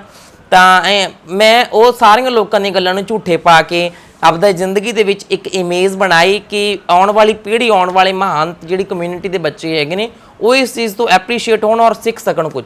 ਅੱਛਾ, ਕੀ ਸੁਣਨਾ ਪਿਆ ਸੀ ਮਾਂ-ਬਾਪ ਨੂੰ, ਜਿਵੇਂ ਤੁਸੀਂ ਦੱਸ ਰਹੇ ਹੋ? ਜੀ, ਮੈਂ ਜਿੱਦਾਂ ਦੱਸ ਕੇ ਹਟੀਆਂ, ਆਇਆ ਤੁਹਾਡੀ ਜ਼ੁਬਾਨ ਤੇ। ਹਾਂ, ਜਿੱਦਾਂ ਦੱਸ ਕੇ ਹਟੀਆਂ ਵੀ ਲੋਕਾਂ ਨੇ ਕਹਿਣਾ ਵੀ ਉਹਨਾਂ ਦੇ ਘਰ ਤਾਂ ਖੁਸਰੇ ਨੇ, ਉਹਨਾਂ ਦੇ ਘਰ ਨਹੀਂ ਜਾਣਾ, ਉਹਨਾਂ ਦੇ ਘਰ ਤੇ ਖੁਸਰਾ, ਉਹਨਾਂ ਦੇ ਘਰ ਤਾਂ ਮਹਾਨਤਾ ਹੀ ਜਿਹੜਾ। ਮਾਂ-ਬਾਪ ਨੇ, ਮੇਰੀ ਮਾਂ ਨੇ ਬੜਾ ਰੋਣਾ, ਦੁਖੀ ਹੋਣਾ, ਹਨਾ, ਜਦੋਂ ਪਤਾ ਲੱਗਿਆ ਉਹ ਤੋਂ ਬਾਅਦ, ਹਨਾ। ਅੱਛਾ, ਤੇ ਇਦਾਂ ਹੁੰਦਾ ਹੈਗਾ ਬੜਾ, ਮਤਲਬ ਵੀ ਲੋਕਾਂ ਨੇ ਕਹਿਣਾ ਵੀ ਇਹਨਾਂ ਮਹੰਤਾਂ ਦੀ ਜ਼ਿੰਦਗੀ ਤਾਂ ਇਹਦੀ ਖਰਾਬ ਹੋ ਜਾਣੀ ਆ। ਹੁਣ ਇਹਨੇ ਰੋਡ ਤੇ ਖੜ ਕੇ ਭੀ ਮੰਗਣੀਆਂ ਜਾਂ ਬੱਸਾਂ ਟ੍ਰੇਨਾਂ ਦੇ ਵਿੱਚ ਖੜ ਕੇ ਇਹਨੇ 5-5 10-10 ਰੁਪਏ ਮੰਗਣੇ ਨੇ, ਰੈੱਡ ਲਾਈਟ ਬੱਤੀਆਂ ਮੰਗਣੀਆਂ ਨੇ।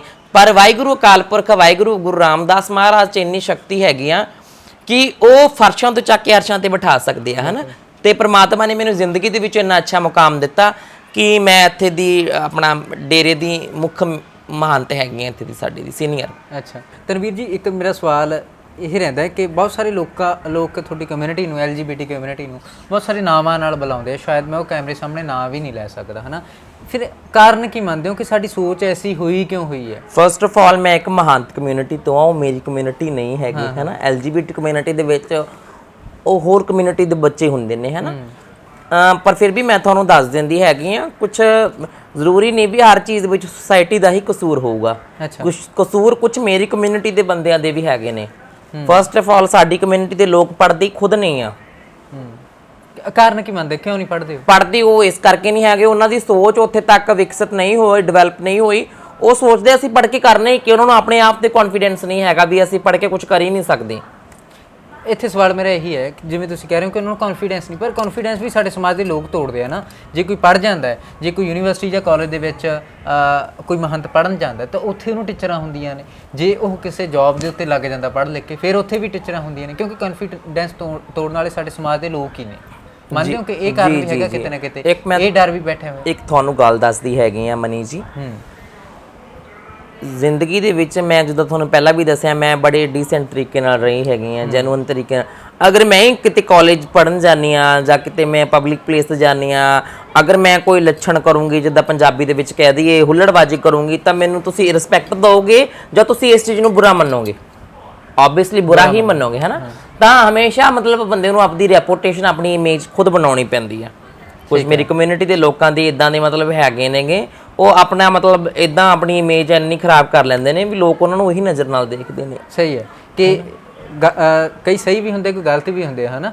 ਗਲਤ ਕਰਕੇ ਸਾਰੇ ਬਦਨਾਮ ਹੋ ਜਾਂਦੇ। ਇਸ ਵਾਲਾ ਇਹੀ ਨਿਕਲਦਾ ਕਿ ਬਹੁਤ ਸਾਰੇ ਅੱਜ ਕੱਲ ਦੌਰ ਦੇ ਵਿੱਚ ਦੇਖਣ ਨੂੰ ਇਹ ਹੈਗਾ ਕਿ ਨਕਲੀ ਕਿੰਨਰ ਬਣ ਜਾਂਦੇ ਆ, ਜਿਹੜੇ ਪਰਮਾਤਮਾ ਦੇ ਵੱਲੋਂ ਪੈਦਾ ਔਰਤ ਜਾਂ ਮਰਦ ਕੀਤੇ ਹੁੰਦੇ ਆ, ਪਰ ਉਹ ਆਪਣੇ ਆਪ ਨੂੰ ਇੱਕ ਨਕਲੀ ਕਿੰਨਰ ਬਣ ਕੇ ਵਧਾਈਆਂ ਮੰਗਦੇ ਨੇ। ਤੇ ਇਹ ਬਹੁਤ ਸਾਰਾ ਵਾਧਾ ਹੋ ਰਿਹਾ। ਇਹਦਾ ਕਾਰਨ ਕੀ ਆ? ਵਾਧਾ ਤਾਂ ਦੇਖੋ, ਫਸਟ ਆਫ ਆਲ ਇੱਕ ਤਾਂ ਆਪਣੇ ਇੱਥੇ ਕਹਿੰਦੇ ਨੇ ਬੇਰੁਜ਼ਗਾਰੀ ਬਹੁਤ ਵੱਡਾ ਮਸਲਾ ਅੱਜ ਦੇ ਟਾਈਮ ਦੇ ਵਿੱਚ। ਅੱਛਾ। ਨਾਰਮਲ ਮੁੰਡੇ ਕੁੜੀਆਂ ਵਿਚਾਰੇ ਭੁੱਖੇ ਮਰਦੇ ਫਿਰਦੇ ਨੇ, ਮਹੰਤਾਂ ਨੂੰ ਫਿਰ ਵੀ ਕਿੰਨੀ ਜੌਬਾਂ ਦੇਣੀਆਂ ਨੇ, ਹਨਾ। ਮੈਂ ਫਿਰ ਵੀ ਇੱਕ ਸਰਕਾਰ ਦੇ ਅੱਗੇ ਇੱਕ ਅਪੀਲ ਕਰਦੀ ਆ, ਅਸੀਂ ਜੁੜੇ ਹੋਏ ਆ, ਮੇਰੀਆਂ ਬਹੁਤ ਸਾਰੀਆਂ ਸੰਸਥਾਵਾਂ ਨਾਲ ਗੱਲਾਂ ਚੱਲਦੀਆਂ ਨੇ ਜੀ ਇਸ ਟੌਪਿਕ ਤੇ ਵੀ। ਅਸੀਂ ਆਉਣ ਵਾਲੇ ਬੱਚਿਆਂ ਲਈ ਕੋਈ ਜੌਬਸ ਲੱਭੀਏ, ਉਹਨਾਂ ਲਈ ਹਰ ਚੀਜ਼ ਦਾ ਰਾਖਵਾਂ ਕੋਟਾ ਰੱਖੀਏ ਇੱਕ, ਹਨਾ। ਹਾਂ ਬਿਲਕੁਲ ਠੀਕ ਹੈ। ਪਰ ਆਪਣਾ ਜਿੱਦਾਂ ਹੁਣ ਅਸੀਂ ਹੈਗੇ ਆ, ਅਸੀਂ ਤਾਂ ਗੱਦੀਆਂ ਆਪਦੇ ਬਜ਼ੁਰਗਾਂ ਦੀ ਸਾਂਭੀ ਬੈਠੇ ਆ, ਅਸੀਂ ਤਾਂ ਜੌਬ ਕਰ ਨਹੀਂ ਸਕਦੇ ਕਿਉਂਕਿ ਅਸੀਂ ਕਮਿਊਨਿਟੀ ਦੇ ਵਿੱਚ ਬਹੁਤ ਛੋਟੀ ਉਮਰ ਦੇ ਵਿੱਚ ਆ ਗਏ। ਅਸੀਂ ਹੁਣ ਆਪਣੇ ਬਜ਼ੁਰਗਾਂ ਦੀਆਂ ਗੱਦੀਆਂ ਚਲਾ ਰਹੇ ਆ, ਹੈ ਨਾ, ਉਹਨਾਂ ਦੇ ਡੇਰਿਆਂ ਤੇ ਬੈਠੇ ਆ। ਸਾਡਾ ਆਪਣਾ ਮਹੰਤਾਂ ਦੇ ਵਿੱਚ ਹੁਣ ਇੱਕ ਨਾਮ ਆ, ਇੱਕ ਰੁਤਬਾ ਮਹੰਤਾਂ ਦੇ ਵਿੱਚ ਕਮਿਊਨਿਟੀ ਦੇ ਵਿੱਚ ਆਪਣਾ। ਅਸੀਂ ਗੱਦੀ ਨਹੀਂ ਛੱਡ ਸਕਦੇ। ਅਸੀਂ ਕਹਿੰਦੇ ਆ ਵੀ ਜਿਹੜੇ ਬੱਚੇ ਪੜ੍ਹੇ ਲਿਖੇ ਨੇਗੇ, ਜਿੱਦਾਂ ਉਹ ਬੱਚੇ ਮਤਲਬ ਇਸ ਕਮਿਊਨਿਟੀ ਦੇ ਵਿੱਚ ਨਹੀਂ ਆਉਣਾ ਚਾਹੁੰਦੇ, ਤਾਂ ਉਹਨਾਂ ਨੂੰ ਜੌਬਸ ਅਵੇਲੇਬਲ ਹੋਣੀਆਂ ਚਾਹੀਦੀਆਂ ਨੇ ਉਹਨਾਂ ਲਈ। ਠੀਕ ਹੈ। ਤੇ ਪਰ ਫਿਰ ਪੜ੍ਹਾਈ ਲਿਖਾਈ ਵਾਲਾ ਤਾਂ ਉੱਥੇ ਰਹਿ ਗਿਆ ਕਿ ਤੁਸੀਂ ਕਹਿੰਦੇ ਹੋ ਕਿ ਤੁਹਾਡੀ ਕਮਿਊਨਿਟੀ ਨੂੰ ਪੜ੍ਹਨਾ ਲਿਖਣਾ ਚਾਹੀਦਾ, ਇਹ ਸੋਚ ਨਹੀਂ ਰੱਖਣੀ ਚਾਹੀਦੀ। ਜੀ ਮੈਂ ਤਾਂ ਤੁਹਾਨੂੰ ਪਹਿਲਾਂ ਵੀ ਜਿੱਦਾਂ ਦੱਸ ਕੇ ਹਟੀਆਂ ਵੀ ਹਰ ਬੱਚੇ ਨੂੰ ਪੜ੍ਹਨਾ ਚਾਹੀਦਾ ਅੱਜ ਦੇ ਟਾਈਮ ਦੇ ਵਿੱਚ। ਤੁਸੀਂ ਪਹਿਲ ਕਰੋਗੇ, ਤੁਹਾਡੀ ਸੰਸਥਾ ਪਹਿਲ ਕਰੂਗੀ? ਦੇਖੋ ਮੈਂ ਆਪ ਪੂਰੀ ਕੋਸ਼ਿਸ਼ ਕਰ ਰਹੇ ਹਾਂ, ਪਰ ਇਨਸਾਨ ਦੇ ਅੰਦਰ ਕੋਈ ਸੰਸਥਾ, ਕੋਈ ਗਵਰਨਮੈਂਟ, ਕੋਈ ਵੀ ਬੰਦਾ, ਜਿੱਦਾਂ ਕਹਿੰਦੇ ਪੰਜਾਬੀ ਚ ਮਾਰ ਕੇ ਖੀਰ ਨਹੀਂ ਖਵਾਈ ਜਾਂਦੀ ਮਨੀ ਜੀ। ਅਗਰ ਤੁਹਾਡੇ ਅੰਤਰਾਤਮਾ, ਤੁਹਾਡਾ ਅੰਦਰੋਂ ਆਵਾਜ਼ ਆਊਗੀ ਵੀ ਅਸੀਂ ਪੜ੍ਹਨਾ, ਅਸੀਂ ਆਹ ਚੀਜ਼ ਕਰ ਰਹੇ ਹਾਂ। ਦੇਖੋ ਇਹ ਨਹੀਂ ਹੈਗਾ ਵੀ ਹਰ ਚੀਜ਼ ਤੁਹਾਨੂੰ ਥਾਲੀ ਚ ਪਰੋਸ ਕੇ ਮਿਲੂਗੀ ਜ਼ਿੰਦਗੀ ਦੇ ਵਿੱਚ। ਅਗਰ ਅੱਜ ਮੈਨੂੰ ਕੋਈ ਦੇਖਦਾ ਵੀ ਤੁਸੀਂ ਕਾਮਯਾਬ ਹੋਗੇ, ਤਾਂ ਮੇਰੀ ਕਾਮਯਾਬੀ ਦੇ ਪਿੱਛੇ ਮੇਰੀ ਬਹੁਤ ਜ਼ਿਆਦਾ ਮਿਹਨਤ, ਬਹੁਤ ਜ਼ਿਆਦਾ ਸਟਰਗਲ ਆ। ਬਿਲਕੁਲ, ਹੈ ਨਾ। ਤੇ ਉਹ ਤੁਹਾਡੇ ਅੰਦਰ ਦੀ ਆਵਾਜ਼ ਸੀ ਜਿਹੜਾ ਤੁਸੀਂ ਇੰਨਾ ਪੜ੍ਹ ਲਿਖ ਗਏ, ਆਪਣੀ ਪਰਸਨੈਲਿਟੀ ਨੂੰ ਇੱਕ ਬਹੁਤ ਸੋਹਣੀ ਪਰਸਨੈਲਿਟੀ ਬਣਾ ਕੇ ਰੱਖਿਆ ਹੋਇਆ। ਦੇਖੋ ਇਹਦੇ ਵਿੱਚ ਇਹ ਹੈਗਾ, ਦੇਖੋ ਮੈਂ ਸ਼ੁਰੂ ਦੇ ਵਿੱਚ ਹੀ ਸੋਚਿਆ ਸੀ ਵੀ ਮੈਂ ਦੂਸਰਿਆਂ ਨਾਲੋਂ ਵੱਖਰਾ ਕੰਮ ਕਰਨਾ ਕੋਈ। ਅੱਜ ਮੈਂ ਰਸਤੇ 'ਚ ਕਿਤੇ ਜਾਂਦੀ ਹੋਵਾਂ ਤਾਂ ਲੋਕ ਮੈਨੂੰ ਇਦਾਂ ਨਾ ਕਹਿਣ ਵੀ ਦੇਖੋ ਜੀ ਹਿਜੜੇ ਜਾ ਰਹੇ ਨੇ, ਮਹੰਤ ਜਾ ਰਹੇ ਨੇ, ਬਾਬੇ ਜਾ ਰਹੇ ਨੇ। ਅੱਜ ਮੈਨੂੰ ਮੇਰੇ ਲੋਕ ਮੇਰੇ ਨਾਮ ਤੋਂ ਜਾਣਨ, ਨਾ ਕਿ ਮੇਰੀ ਸੈਕਸ਼ੁਅਲਿਟੀ ਤੋਂ। ਮੈਂ ਮੈਡਮ ਤਨਵੀਰ ਰੰਧਾਵਾ ਜੀ ਜਾ ਰਹੇ ਨੇ। ਮੈਡਮ ਪਿਛਲੇ ਦਿਨੀ ਕਾਫੀ ਵਿਵਾਦ ਭਖ ਜਾਂਦੇ ਆ, ਹਨਾ। ਜਿਵੇਂ ਅਸੀਂ ਦੇਖਦੇ ਹਾਂ ਕਿ ਕਿੰਨਰ ਸਮਾਜ ਆਪਸ ਦੇ ਵਿੱਚ ਦੋ ਜਿਹੜਾ ਗੁੱਟ ਬਣਾ ਕੇ ਲੜਦੇ ਆ ਆਪਸ ਦੇ ਵਿੱਚ। ਆਮ ਲੋਕਾਂ 'ਚ ਵੀ ਇਹੀ ਸੁਨੇਹਾ ਜਾਂਦਾ ਹੈ, ਨਫ਼ਰਤ ਜਾਂਦੀ ਹੈ ਤੁਹਾਡੀ ਕਮਿਊਨਿਟੀ ਪ੍ਰਤੀ। ਤੇ ਕਾਰਨ ਕੀ ਮੰਨਦੇ ਹੋ? ਤੇ ਕਰਨਾ ਚਾਹੀਦਾ ਇਹ ਸਭ ਕੁਝ ਸਹੀ ਹੈ ਇਹ? ਦੇਖੋ ਮਨੀ ਜੀ, ਇਹ ਤੁਹਾਡੀ ਗੱਲ ਮੈਨੂੰ ਬਹੁਤ ਚੰਗੀ ਲੱਗੀ, ਬਹੁਤ ਅੱਛਾ ਕੁਐਸਚਨ ਤੁਸੀਂ ਮੈਨੂੰ ਪੁੱਛਿਆ ਹੈਗਾ, ਹੈ ਨਾ। ਮੈਂ ਮੇਰੀ ਕਮਿਊਨਿਟੀ ਲਈ ਇੱਕ ਮੈਸੇਜ ਦੇਣਾ ਚਾਹੁੰਦੀ ਹੈਗੀ ਆ, ਆਲ ਮਹੰਤ ਕਮਿਊਨਿਟੀ ਲਈ, ਆਲ ਕਿੰਨਰ ਕਮਿਊਨਿਟੀ ਲਈ। ਮੇਰਾ ਇੱਕ ਹੰਬਲ ਰਿਕੁਐਸਟ ਹੈਗਾ ਮੇਰੀ ਕਮਿਊਨਿਟੀ ਲਈ ਕਿ ਪਲੀਜ਼ ਇਦਾਂ ਦੇ ਵਿਵਾਦ ਬੰਦ ਕਰ ਦਿਓ। ਇਦਾਂ ਦੇ ਜਿਹੜੇ ਮਹੰਤੀ ਵਿਵਾਦ ਹੁੰਦੇ ਨੇ, ਮਹੰਤ ਕਮਿਊਨਿਟੀ ਦੇ ਲੋਕਾਂ ਦੇ ਰੌਲੇ ਗੋਲੇ ਸੁਣਦੇ ਨੇ ਨਾ ਲੋਕ, ਤਾਂ ਉਹਦੇ ਕਰਕੇ ਇੱਕ ਰਿਸਪੈਕਟ ਬਹੁਤ ਜ਼ਿਆਦਾ ਘਟੀ ਜਾਂਦੀ ਹੈ, ਘਟਦੀ ਹੈ ਸਮਾਜ, ਘਟਦੀ ਆ, ਹਨਾ। ਵੀ ਇਹ ਸਾਨੂੰ ਮਹੰਤ ਲੋਕ ਆਸ਼ੀਰਵਾਦ ਦੇਣ ਵਾਲੇ ਨੇ, ਅੱਜ ਦੇ ਟਾਈਮ 'ਚ ਇਹ ਆਪਸ 'ਚ ਹੀ ਲੜੀ ਜਾਂਦੇ ਨੇ, ਹਨਾ। ਤੁਹਾਡੇ ਵਿਵਾਦ ਵੀ ਕਾਫੀ ਭਖਦੇ ਆ, ਤੁਸੀਂ ਵੀ ਚਰਚਾ ਦੇ ਵਿੱਚ ਕਾਫੀ ਰਹਿੰਦੇ। ਉਹ ਤੁਹਾਨੂੰ ਪਤਾ ਹੀ ਹੈ। ਦੇਖੋ ਅਗਰ ਦੋ ਭਰਾ ਨੇ ਇੱਕ ਬਾਪ ਦੇ, ਹਨਾ, ਦੋ ਪੁੱਤ ਨੇ, ਹਨਾ, ਤਾਂ ਕੋਈ ਵੀ ਪ੍ਰਾਪਰਟੀ, ਕੋਈ ਵੀ ਏਰੀਆ ਦੋ ਜਗ੍ਹਾ ਡਿਵਾਈਡ ਹੋਣਾ ਚਾਹੀਦਾ, ਹਨਾ। ਤਾਂ ਇਹਦੇ ਵਿੱਚ ਦੇਖੋ ਆਪਣੇ ਹੱਕ ਲਈ ਤਾਂ ਬੋਲਣਾ ਪੈਂਦਾ ਹੀ ਆ, ਹਮੇਸ਼ਾ ਮੈਂ ਹੱਕ ਲਈ ਬੋਲਦੀ ਆ, ਭਾਵੇਂ ਉਹ ਕਿਸੇ ਲਈ ਹੋਵੇ। ਮੈਂ ਉੱਥੇ ਜਾ ਕੇ ਖੜਦਾ ਹੀ ਆ, ਤੁਹਾਨੂੰ ਪਤਾ। ਲੋਕਾਂ ਲਈ ਵੀ ਲੜ ਪੈਂਦੇ ਹੋ ਜੀ। ਮੈਂ ਇੱਕ ਗੁਰਸਿੱਖ ਫੈਮਿਲੀ ਤੋਂ, ਅਸੀਂ ਬਾਣੀਆਂ ਗੁਰਬਾਣੀਆਂ ਵਿੱਚ ਪੜ੍ਹਦੇ ਆਏ ਆ, ਇਤਿਹਾਸ ਆਪਦਾ ਪੜ੍ਹਦੇ ਆਏ, ਇਤਿਹਾਸ ਫਰੋਲਦੇ ਆ। ਤਾਂ ਆਪਦੇ ਹੱਕ ਲਈ ਇਨਸਾਨ ਨੂੰ, ਹਰ ਬੰਦੇ ਨੂੰ ਹੱਕ ਲਈ ਅੱਗੇ ਆਉਣਾ ਚਾਹੀਦਾ। ਕੀ ਬਾਤ। ਫਿਰ ਇਹਨਾਂ ਇਹ ਜਜ਼ਬਾ, ਇਹ ਜਨੂਨ, ਲੋਕਾਂ ਪ੍ਰਤੀ ਲੜਨਾ, ਲੋਕਾਂ ਦੇ ਲਈ ਲੜਨਾ, ਇਹ ਸਾਰੀਆਂ ਚੀਜ਼ਾਂ ਆਉਂਦੀਆਂ ਕਿੱਥੋਂ ਨੂੰ? ਫੈਮਿਲੀ ਚੋਂ ਆਈਆਂ ਨੇ ਜਾਂ ਜਦੋਂ ਇਹ ਸਮਾਜ 'ਚ ਆ ਜਾਂਦੇ ਉਦੋਂ ਆਈਆਂ ਨੇ?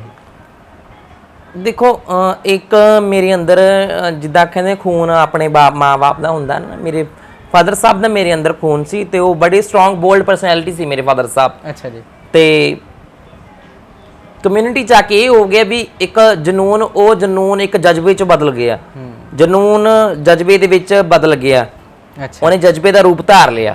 ਠੀਕ ਹੈ। ਆਪਦੇ ਆਪ ਲਈ, ਆਪਦੇ ਹੱਕਾਂ ਲਈ ਲੜਨਾ, ਮੈਂ ਕਹਿੰਦੀ ਹਾਂ ਹਰ ਕਿਸੇ ਨੂੰ ਆਪਦੇ ਹੱਕ ਲਈ ਅੱਗੇ ਆਉਣਾ ਚਾਹੀਦਾ, ਭਾਵੇਂ ਉਹ ਕੋਈ ਵੀ ਆ। ਸਹੀ ਹੈ। ਹੈਨਾ, ਆਪਦੇ ਹੱਕ ਲਈ ਲੜਨਾ ਕੋਈ ਬੁਰੀ ਗੱਲ ਨਹੀਂ ਸਮਝਦੀ ਮੈਂ। ਠੀਕ ਹੈ, ਆਪਣੇ ਹੱਕ ਲਈ ਹਰ ਇਨਸਾਨ ਨੂੰ ਅੱਗੇ ਆਉਣਾ ਚਾਹੀਦਾ। ਜਿੱਥੇ ਤੁਹਾਡਾ ਹੱਕ ਆ ਉੱਥੇ ਹੈ ਨਾ, ਸਾਡਾ ਹੱਕ ਹੈ ਇੱਥੇ ਰੱਖ। ਕੀ ਬਾਤ ਹੈ, ਬਹੁਤ ਸਮਾਂ ਦਿੱਤਾ ਤੁਸੀਂ, ਬਹੁਤ ਸੋਹਣੀਆਂ ਗੱਲਾਂ ਕਰਦੇ ਹੋ ਤੁਸੀਂ। ਫਿਰ ਜਾਂਦੇ ਜਾਂਦੇ ਕੰਪਲੀਮੈਂਟ, ਲੁੱਕ ਬਹੁਤ ਸੋਹਣੀ ਸੀ ਤੁਹਾਡੀ ਤੇ ਬਹੁਤ ਬਹੁਤ ਧੰਨਵਾਦ, ਮਿਹਰਬਾਨੀ ਤੁਹਾਡੀ। ਥੈਂਕ ਯੂ ਜੀ, ਸਤਿ ਸ਼੍ਰੀ ਅਕਾਲ।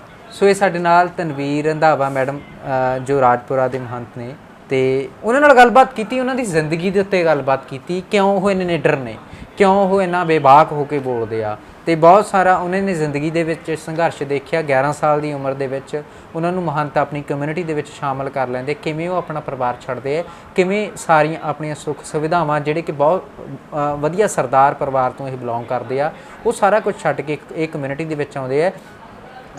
ਉਮੀਦ ਹੈ ਗੱਲਬਾਤ ਪਸੰਦ ਆਈ ਹੋਊਗੀ। ਬਹੁਤ ਬਹੁਤ ਧੰਨਵਾਦ। ਦੇਖਦੇ ਰਹੋ ਘੈਂਟ ਪੰਜਾਬੀ।